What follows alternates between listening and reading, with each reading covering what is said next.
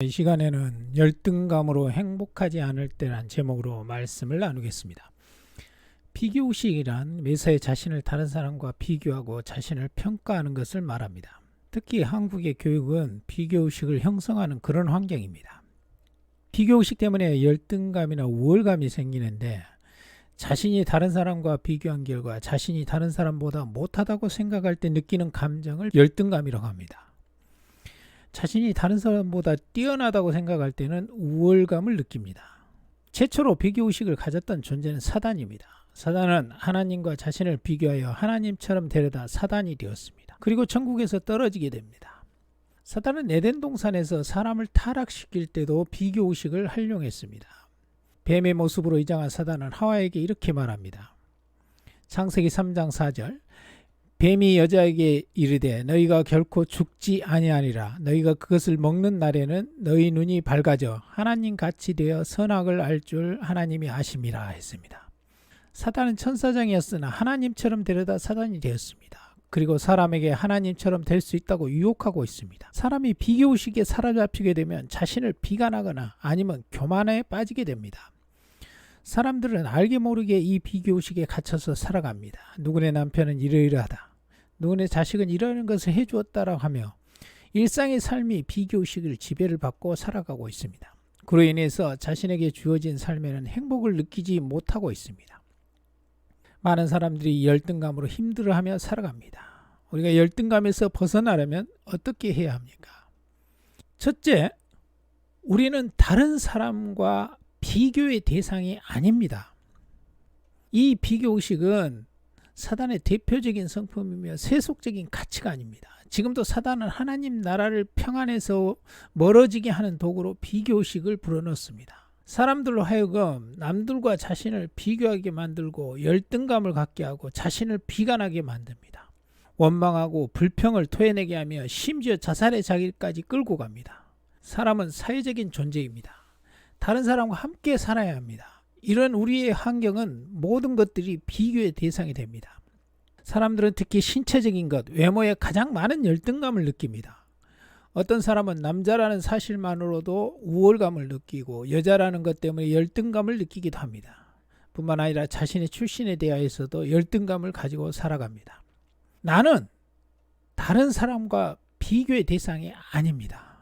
하나님께서는 이 세상에 나라는 존재는 단 한 사람을 창조하였습니다.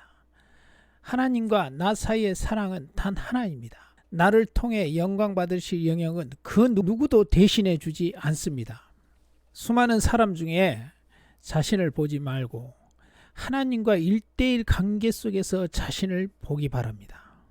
10 자녀가 있다고 한들 소중하지 않는 자녀가 있습니까? 나의 존재는 오직 하나이기 때문에 다른 사람과 비교의 대상이 될 수 없습니다. 이렇게 창조적 관점을 가지고 자신을 바라보아야 합니다. 자신이 누구인지, 하나님이 자신을 어떻게 창조하였는지 하나님의 관점으로 자신을 보아야 합니다. 둘째는 이 세상에 똑같은 인생길은 단 하나도 없습니다. 여러분, 잘 만들어진 게임은 그 도착 지점에 도달하는 방법이 수백 가지가 있습니다. 그럼 이 세상의 사람들의 인생길은 어떨 것 같습니까? 사람이 태어난 순간부터 똑같은 운명은 없습니다.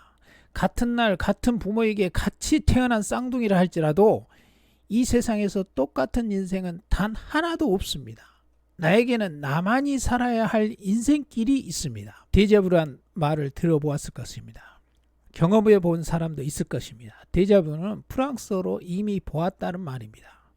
데자부는 처음 경험한 일이나 처음 가본 장소가 마치 예전에 있었던 일처럼 느껴지는 것을 말합니다. 이것에 대해서 학자들마다 각기 다른 주장이 있습니다. 그러나 어느 것 하나 명확한 것은 없습니다. 그런데 이 데자부는 성경적으로 보면 우리의 영은 내가 걸어가야 할, 나만의 살아야 할 인생길을 알고 있다라고 할 수 있는 것입니다. 하나님은 이 세상에 유일한 존재로 나를 지으셨습니다. 그리고 나만이 살아야 될 나만의 삶을 살아야 합니다. 이것이 하나님의 창조의 섭리입니다. 그런데 이것을 해방하고 방해하는 일을 사탄이 하는 것입니다. 사단은 지금도 우리 귀에 속삭입니다.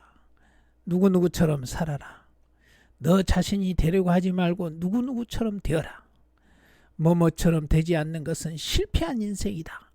이런 식으로 속삭입니다. 하나님의 창조 섭리를 속이기 위해서 가장 많이 활용되는 것이 바로 매스컴입니다. TV를 보면서, 이웃을 보면서, 친구를 보면서 자신의 삶을 열등감에 힘들어하고 있다면 지금 사단에게 속고 있는 것입니다.